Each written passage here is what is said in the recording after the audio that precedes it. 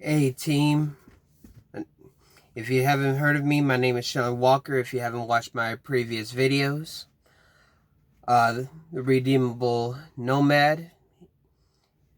Before I get started, I just want to let you guys know that we're only going to be spreading respect, peace, and if you don't mind, if you like to drop a like, subscribe. If you don't, that's fine. I'm good. But anyways, again, my name is Chandler Walker. I'm a RTI driver, Riverside Transportation, based out of Kansas City. The time is currently 8 o'clock p.m. Central Standard Time. I'm currently sitting in Uvalde, Texas, at a truck stop. If I can. There you go. Can't see that well. But anyways, my channel, I'm not looking for like a whole bunch of views, but I am trying to spread awareness to trucker health and trucker mental health, which are two of the main things that usually companies don't really like to look after. And it's usually up to the truck driver himself or herself to make sure that they keep physically and mentally fit. But I wanted to give a story time about myself, how I first started off. Currently right now I'm at my third trucking company. And when I first started, I started off with CR England, Prima Express. If anybody hasn't heard of Prima Express, I'll explain that. And my third company that I'm currently with, which is Riverside Transportation, or RTI for short. RTI is a very good company. I do recommend it. I also do recommend Prima Express if you want a smaller company. They will run you though, so you better be prepared for that. But anyways, story time about myself. I started off with CR England back in 2019. Yeah, about 2019. I applied online because mostly you gotta apply online. Then you talk to a recruiter. About 3 weeks later, they sent me a bus ticket, Greyhound bus ticket to drive me from where I was living at the time. Sorry, I don't want to disclose that, but what I will tell you is that I was near Mesquite, and mind you, when they send you a Greyhound bus ticket, you would think that they would be sending you out pretty far somewhere, maybe. No. They sent me out to Waxahachie. Now, mind you, I have family that is near Waxahachie, near Cedar Hill, around the Cedar Hill area. And I could have stayed with them while I was going to the school. But they set us up in a hotel. Unfortunately, it was the worst hotel. And look, I can complain now because I guess I can complain now because it's funny. I can say it was funny. But the hotel that they set us up in was a roach, rat, bed bug, mold, and termite infested hotel. Now, at this time, you would think that why would you send new drivers that are learning how to drive, and put them in this type of situation? I mean, you had cats there, but the cats weren't chasing the rats. But man, I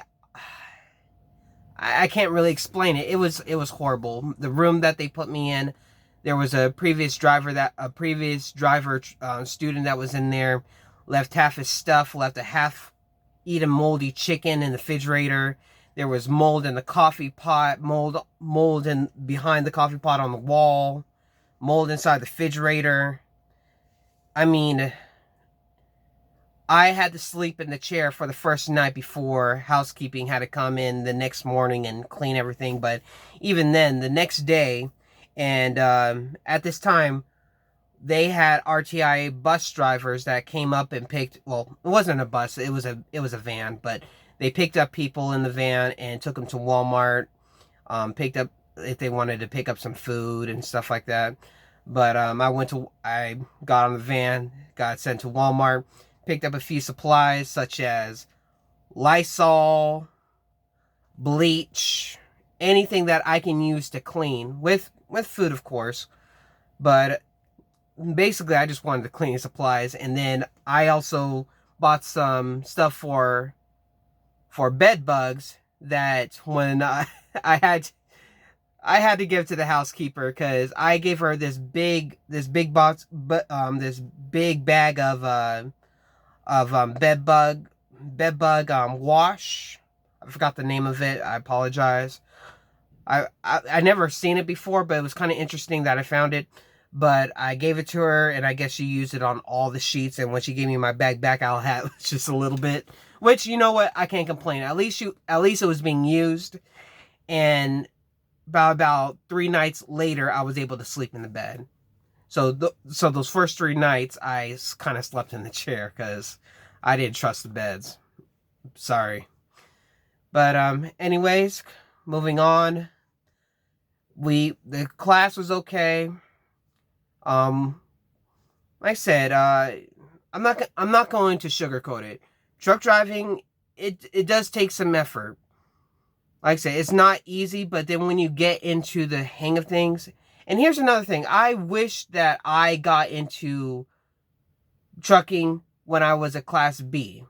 Now, mind you, I never heard of a Class B driver license before.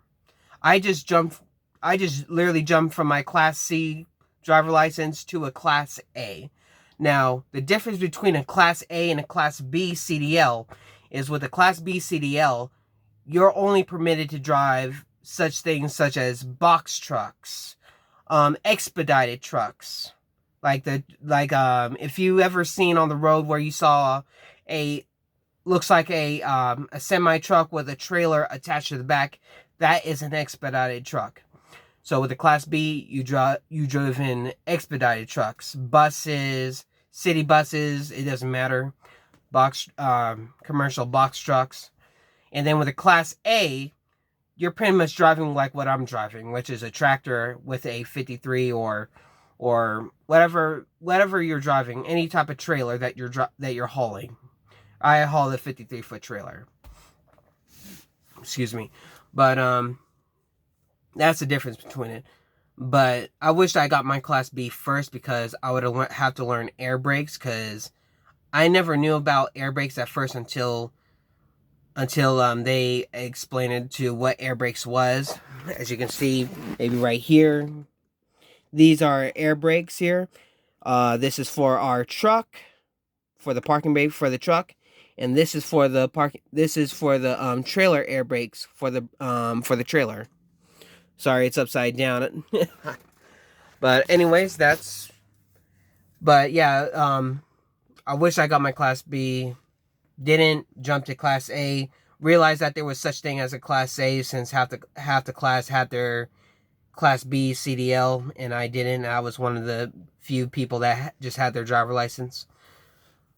And like I said, we had to learn air brakes. We also had to learn we learned a little bit of hauling doubles and triples. I don't want to. I'll probably get into that maybe in some later videos. But you like for hauling doubles, triples, hazmat, you definitely need a endorsement. Now, I don't have all I have is an air brakes endorsement. I'm sorry. It's not really an endorsement. It's just mandatory for air brakes. But, if you want to haul doubles and triples, you need a doubles and triples endorsement. If you want to haul hazmat, you need a hazmat endorsement. If you want to haul livestock, you need a livestock endorsement with a few probably licenses to haul animals, such as like cows, pigs, chickens. Again, moving on. It took me 2 tries to get my CDL. The first time I failed. And you know what? There's no shame. There's no shame in failing because, like I said, it's a learning curve. You learn, you fail, you learn, and then you try again, and hopefully you succeed. If you fail, don't give up. So it took me on my second try to actually pass my test. And you know what? I felt proud of myself because I did all that studying, and all that studying literally paid off. And from there, I thought everything was moving up. I was placed with my roommate. I was placed with my roommate. And mind you, I had probably about like 3 roommates. The other 2 ended up quitting during the classes because they just couldn't handle the stress of it. And like I said, truck driving does have its stressful moments. And that's one of the things that, like I said, my channel is going to show how stressful truck driving is, but how to also probably understand what you have to do. But they put me in a truck. They put me in a truck with my co-driver and our trainer. And mind you, it was okay for a little bit. And until I found out that my trainer spoke Spanish, or he mainly spoke Spanish. And in no way was I offended. Like I said, if you mainly speak Spanish, hey, I'm not going to. But he also spoke English too, and my co-driver was Hispanic. But when I guess my trainer was more interested in training my co-driver. Now, mind you, they both spoke Spanish. Hey, that's fine. But when it came to my turn to get behind the wheel and start driving, it was to that point where he rather just, I'm too tired. Now, mind you, you're training one student, and now you're training another, and you're in charge of 2 students, and your mind is only focused on training one student who can speak Spanish, and the other one who can't speak Spanish. It got stressful. And it got to the point where we were in Louisiana. I can't recall where we were in Louisiana. I think we were somewhere near New Orleans, but outside the city limits. I accidentally made the wrong turn. I got off on the wrong exit. Usually you'll see those 2 exits where it's like one after the other. I took the wrong exit, took the first exit, got off, and I was calling out to my trainer. My trainer didn't want to wake up. I called out to my co-driver. He was dead asleep, so pretty much I was in the driver's seat alone. And I ended up doing something extremely stupid. And mind you, mistakes happen. But at this point, I was stressed. I was tired. I was angry at myself. But I was trying to make a U-turn so I can get back to the interstate. And I saw a little dirt lot in front, a dirt lot for a store. And I assumed that maybe I can just go around, make a U-turn, and come out, and then go back. No. I got the trailer stuck in a small little ditch while I was trying to make that U-turn. Now, here I am sitting here, frustrated. My co-driver woke up. My trainer woke up asking me what happened. Now, I was just too angry with myself to explain what happened because I just noticed what happened and I could not get out of it. My trainer ended up calling a tow truck out to haul us out. At that point, I was frustrated. I was tired. And my co-driver was I'm sorry, not my co-driver, but my trainer was going off on me. I was angry. And at that point, I didn't want to be on the truck with him anymore. So, law enforcement took me to the nearest truck stop, which was a TA. My family set me up with a plane ticket since I wasn't making money at that time. And mind you, I was only on the road for about a week. Or actually, no, I actually was only on the road for probably 4 days before this incident happened. But law enforcement took me to the closest truck stop. My family sent me an Uber to take me to the New Orleans International Airport, and flew me back to Texas. At that time, I was a little bit stressed. I went back to working in retail. I worked at a store called Lock Supply in Terrell, Texas. Well, I guess, yeah, I worked in Lock Supply in Terrell, Texas. And then after I started probably getting my mind right, I wanted to get back on the road. And that was I worked at Lock Supply for about a year sorts, probably about a year and a half, possibly. Or no, but maybe about, I apologize, guys. My memory on the current events is a little bit hazy, but I believe that I was probably on the road for a good, maybe, I was working for Lock Supply for a good, maybe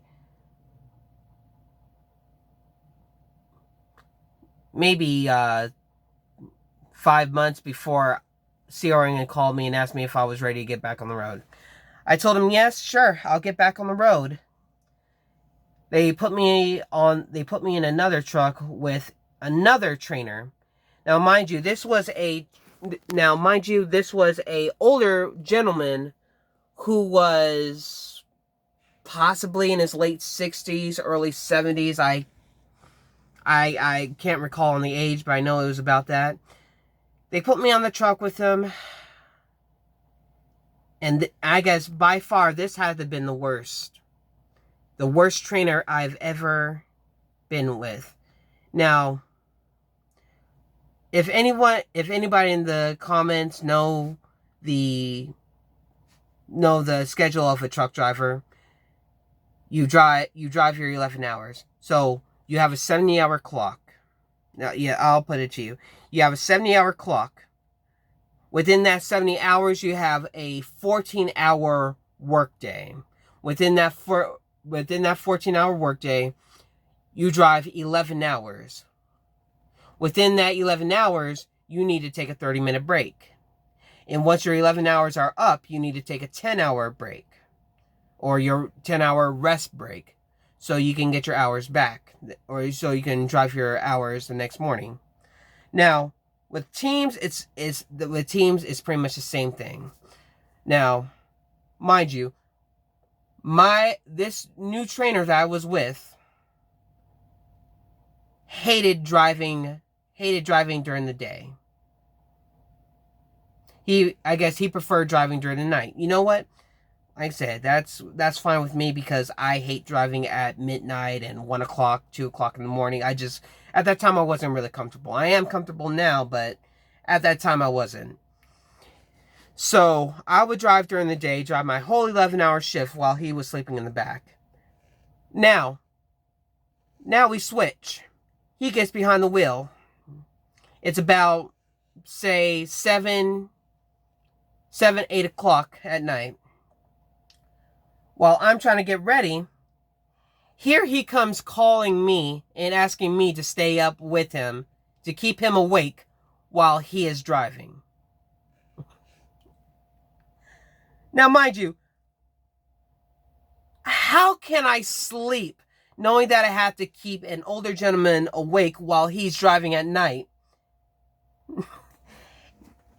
And there has been times where I was in the sleeper berth, and I can feel swerving. I can hear him hitting the divots in the road. I could not sleep, and I would have to stay up with him. So while he was getting his full 10-hour break while I was driving, I was only getting about maybe 4 or 5 hours worth of sleep. Because the rest of the hours I was supposed to be in the sleeper berth, I'm up here with him, trying to keep him awake and trying to keep him from killing us both. I stayed on the road with him for a good maybe 2-3 months. But by that time, I couldn't handle the stress. but I was supposed to be upgrading, and here's what upgrading. Upgrading means that you finished all your training hours with a trainer, and then you're supposed to be hopping on a truck with your new co-driver. But he refused to send me back to Laredo, Texas, because that's where I was supposed to be going for my upgrade. He refused, but I was barely learning anything. He was trying to teach bad habits to me, which I already know that there's bad habits. Then, as I ended up having to call the company, let them know that, hey, this guy is dangerous. I want him to send me back to Laredo right now. They called him, forced him to drive me back to Laredo, dropped me off. But at that point, I didn't feel like I was ready. And it wasn't until I hopped on with my third trainer. Now, here's something that probably CR England hates to hear, but how they do their training programs is extremely stupid and ignorant. Now, mind you, it's okay if you feel like you're ready to be a trainer, fine, but honestly, if you do not have the experience, if you don't have the years, you're not going to become a trainer. Now, what CR England does is, if you haven't been in an accident in six months, you can become a trainer, or you can upgrade to become a trainer. Now, I know there's probably about a few older truck drivers or younger truck drivers thinking, what? What the hell? Are you serious? Yes. 6 months of no accidents and you can become a trainer. That's how desperate CR England was. Now, 6 months was not enough. I apologize. 6 months is not enough to become a trainer. Now, my first trainer that I had only had about 8 months of experience. Not even close to a year. The second trainer, the older gentleman, 7 months exact. Not enough. And yet that older gentleman that was a driver claimed that he had all this experience. He was driving into streets that said no trucks. He ended up running over a boulder with a trailer and getting us stuck and almost getting us caught by law enforcement.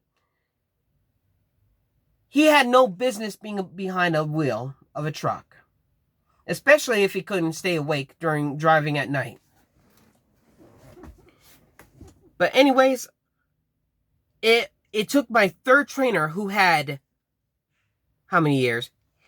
I think he said he had about 8 years experience. I learned more from him than I did the first 2 trainers. And it opened my eyes, even showing me how to drive in bad weather, such as black ice and snow, high winds. Because you're going to experience that on the road if you ever decide that you want to get your CDL. But, after my third trainer, I spent about another 3 months on the road. After that, I felt comfortable. But during the whole entire year, after I upgraded and hopped on the truck with my co-driver, it was a complete and utter nightmare with CR England. I had nothing but grief. Like, take for instance, CR England refused to give me the right pickup numbers to pick up my load. I would have to fight with them constantly. To fix their company truck, not my truck as an owner operator. No, as a company driver, I had to constantly fight with CR England to fix their company truck. And I ended up losing a lot of money because I ended up putting money into that company truck to get it fixed. CR England owes me about $1,400, which unfortunately I will never ever see again. Now, jumping ahead, I had driven for CR England for about a year and a half after I paid off for the CDL, because if you want to stay with CR England and just stay with them for a year so you can pay off the CDL, that'll be good, so you don't have to worry about not paying them later. But that's what I did, so I don't owe CR England shit. And after that, I moved to my second company, which was Prima Express. And if you haven't heard of Prima Express, again, it is a good company. I won't say it was the best. It is a very small company, a few trucks, possibly about 80, probably about between 70 and 80 trucks on the road. And it is based out in Joliet, Illinois. But if you want to drive for them, at least you need about 6 months experience.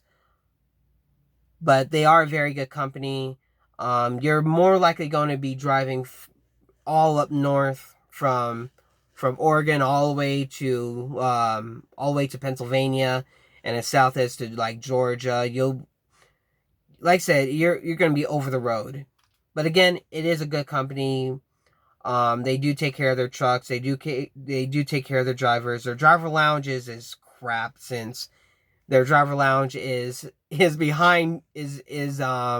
upstairs after you pass through the mechanic shop, and after the mechanics close the doors, you don't have access to the driver lounge anymore. Then you end up sitting in the truck. But like I said, it is a good company. It's very small, very few trucks, no competition. I think you'll like it. But I driven for them for about 2 years, 2.5 years possibly. My cousin got me on. It was very good. A little bit stressful, but it was fine. And I started learning more how to drive in bad weather. Oh, and maybe I forgot to mention this when I was driving for CR England. I did have a co-driver for the first couple of months, but after after 4 or 5 months, for the rest of the half of the year and the next half of the year, or for the next year, I driven solo. Now, mind you, I guess they tell you that you're going to be making more money while you're driving in teams because the truck is constantly moving. But yeah, it's good and all. It has its upsides, but it also has its downsides. It's okay. I feel, personally for me, I feel like if you want to team up, I would team up with someone that you are comfortable with. Someone like a family member, or if you're married and your wife if your wife or your husband has a CDL, team up with them. That's great. If you have a girlfriend that you want with you, if she has a CDL, that's great. Stuff like that. But personally, I feel that you can't put two random people that don't even know each other, that have different backgrounds, in the same vehicle with different views and with different driving styles. So I had to put that out there. But again, when I was driving for CR England, after a couple of months, I ended up driving solo. And I enjoyed driving solo in the beginning. And then when I moved to Prima Express, I was driving solo. No, it was great. I enjoyed it. I had all the space to myself.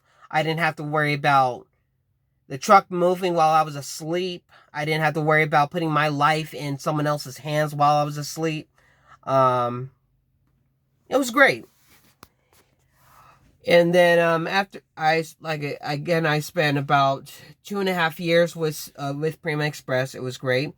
After that, I kind of stopped driving for a little bit. I just needed to clear my head because it was I had some stuff. I was going through some mess. But after a while, I ended up going with Riverside Transportation. Now, mind you, I was doing a lot of information about different trucking companies because each trucking company is different, and don't worry, you'll find out that like whatever trucking company that you go with, it is going to be different. So, like I said, do your research, and you'll be fine. But anyways, I went with Riverside Transportation. Now, mind you, Riverside Transportation so far has been probably the best company that I've driven for so far. When they put us up in a hotel in Kansas City, I mean, they put us in a nice, decent, clean hotel with a gym inside, with a restaurant and bar inside. Oh my God. It was like walking into a 5-star hotel. Even though it was a low quality hotel, from going from that little inn that CR England put us in to putting us in a decent hotel, it was like walking into a 5-star room. And then on top of that, they gave us these tiny little slips. It tells you like what it's for. It's for breakfast, lunch, and dinner. They would give you 3 breakfasts, 3 lunches, and 3 dinners. Or no, I'm sorry, 4 breakfasts. Sorry, I don't even know breakfast is a word. I don't even know why I use that. But they give you 4 breakfast coupons, 3 lunches, and 3 dinners. But it was great. I enjoyed it. They provided lunch during orientation. We were there for orientation for about 4 or 5 days, I believe, before they put us in our trucks. And so far, if you have at least 6 months experience, I do recommend Riverside Transportation. Now, mind you, you're gonna have your ups and downs. You may end up getting in an argument with a dispatcher, but overall, Riverside Transportation will take your safety in consideration. They will make sure that they get you home on time. If you have a death in the family or an emergency, they will fly you out immediately home. And I'm not joking. They will fly you out. If they can't get you home from your truck, or if they can't get you a load back, or if they can't get you back in time, they will fly you out from wherever you are back home and then fly you back to your truck when you are ready. So that is a very good positive on Riverside Transportation. So, and also with their yards, they have 3 main yards in Kansas City. They have their main office yard for their dispatchers. They have a truck. They have a trailer yard for if you want to drop trailers for empties and preloaded trailers that are there. And then they have a mechanic shop. Now, mind you, the mechanic shop is only for bobtails because they don't have enough room for trailers, and it's only for bobtail only. And then they also have another facility. They have another facility out in Owensboro, Kentucky. And then they have another facility in Oklahoma. I think it's Muskogee, Oklahoma, but it's mostly a drop. It's almost like a drop. It's like a drop yard / mechanic yard, and it's great too. So, like I said, if you decide to go to CR England after your 6 months, I do recommend it. And I do also recommend Prima Express if you want to get some more experience. They're very good.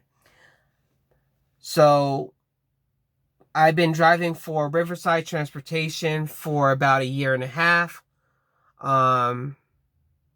It's so far I do enjoy it.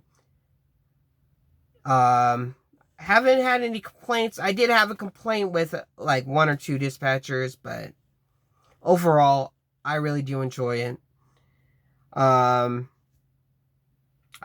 don't even know what else to say, but just positives on Riverside. But anyways, I guess I just had to cut the story. Sorry if I had to cut this story a little bit short, but like I said, I wanted to give my 2 cents on each company. CR England, complete shit. Prima Express, okay company, do recommend. And Riverside Transportation, highly recommend. So, I guess if you guys have any questions about the companies I've driven for, please leave it. Please leave a question in the comment, and hopefully I'll get back to you. But anyways, like I said, I will get more into health and fitness and mental fitness as well. Because like I said, it's truck driving. I won't sugarcoat it for you. Truck driving is not easy. You will experience a whole lot of stuff on the road. Like even me, I had to deal with a lot of depression on the road for being a solo driver, and I will explain that in later videos. But I have gone through a depression. I have gone through anxiety, stress while on the road. And it's best trying to figure out ways to calm your mind. Like for me, I like to listen to jazz music or hip hop or chill hip hop music. You can find that on YouTube.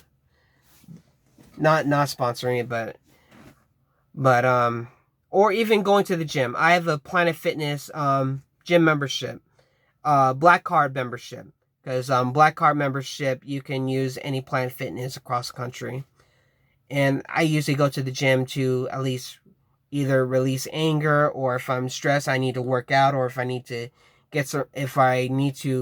try to work myself to sleep. Those are ways. Like I said, there are different ways for you to relax your mind, because of course there is so much stress on the road from ignorant people who try to brake check you or try to cut you off, or sometimes you may end up fighting with your dispatcher on some loads, or they didn't give you the right pickup number, or didn't give you the right date and time to pick up your load, and you end up being late and they had to reschedule the load. Like that, or having to fight with a truck driver that was being ignorant to you. Those are different type of stresses that you will experience on the road. Like, no doubt you will experience it. But like I said, you need to find your way to find what makes you comfortable, whatever makes you calm, or whatever helps you become calm. Sorry. You have to think of ways to put it. I'm a little bit tired. It's about, like I said, it's already 8:37. But yeah, like I said, you're gonna experience stuff. You'll experience anxiety from the road, from different road conditions, like high winds, icy roads. Like I said, it's a learning curve.